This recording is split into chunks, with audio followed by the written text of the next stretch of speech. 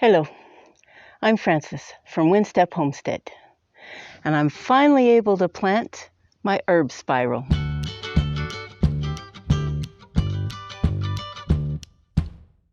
I'm very excited to finally get these herbs in the ground. They've been cooped up in these small pots all winter, and I know they're probably very anxious to get back in the soil. When I dug them up, I really stuffed them into the pots to get them to fit. And so there's no doubt their roots are well bound and need to get going. This beautiful sage has already started blooming. It's got beautiful purple flowers on it. I've already placed them in the positions that I want them to be on the spiral. It was important to have them in specific positions for their growth. Now, the rosemary that I grew last year, it didn't survive the winter. The first frost killed it, so I didn't have that over winter. But I was able to purchase one. I picked up this little rosemary at a garden center. Hopefully, it'll get lots bigger over the season. But it goes in the very top because it is more drought tolerant, and so it will not need as much water. And so the water will drain down to the lower parts of the spiral, and that is the same for the thyme, as well as the oregano. Now the sage is heat tolerant, so I'll be putting it over here on the south side. The basils need more warmth, so they're going to go over here on the west side to get the morning sun. Where I had the mint last summer, it didn't do very well. It was on the north side of some bushes, and it didn't grow much at all. In fact, it grew so much while it was inside over the winter in the house. So I'm going to put it over here on the west side as well. See if I can help it to grow a little better. The parsley and oregano don't need as much water, so they're going to be over here on the second level. And I didn't save the chive from last year, so I'm going to plant my chive seeds over here in this position between the basil and the parsley. And I saved a lot of seeds from my cilantro, so I'll be planting them as seeds over here on the north side because they don't like the heat so much, as well as the dill. I saved a lot of dill seeds too, so they're going to go over here on the north side. Now all of these seeds from my marigolds, I will not be planting all of them here in the herb spiral, but I will be dispersing them throughout the herb spiral just to give it some color, to brighten it up a little bit. And I am also going to plant echinacea, which is a medicinal herb, and it's also a purple coneflower, so it'll add some pretty color as well. So I'm going to get started and get these in the ground.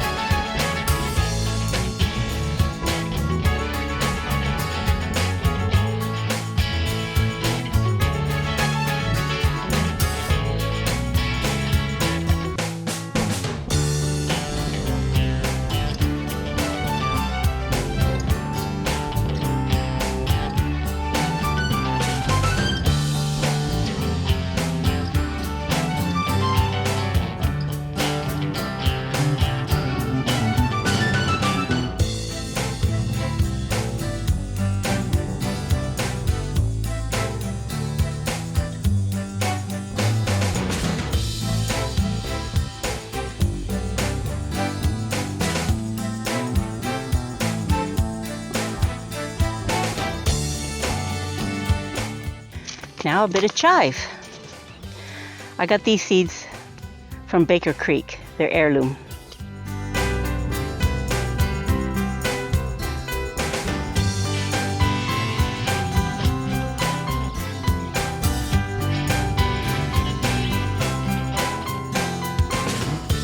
Now these seeds say that they like full sun, so I'm going to put them here on the south side.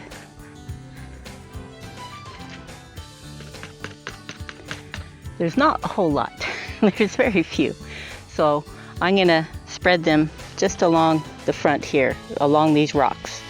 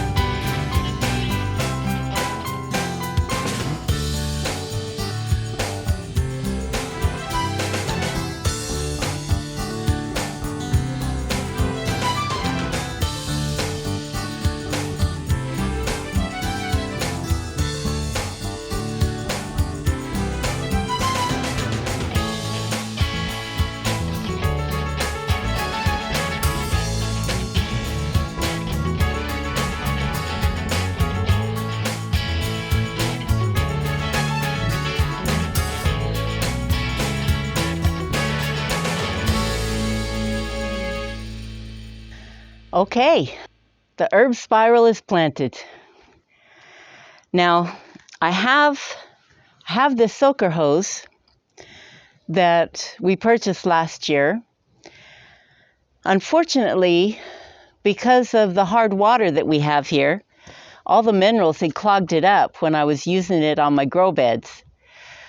And apparently, soaking it in vinegar is to help clear the hose to get the minerals out so that it can work again. And I'm hoping it'll be more productive. And so I've set it up here on my herb spiral, and I'm going to hook it up. And I'm not going to use the well water because that'll just get it clogged up again. So I'm going to use the rainwater that we collected over the winter. And hopefully that'll be enough pressure to push the water through the soaker hose to water the herb spiral. So hopefully we're set and it's good to go. I'll keep you posted and let you know how it turns out. But for now, the seeds are planted, the herbs are in the ground, and I'll keep you updated on how it's going. Thank you so much for joining me on this journey. I'm so grateful for you. Please like and subscribe. Until we meet again.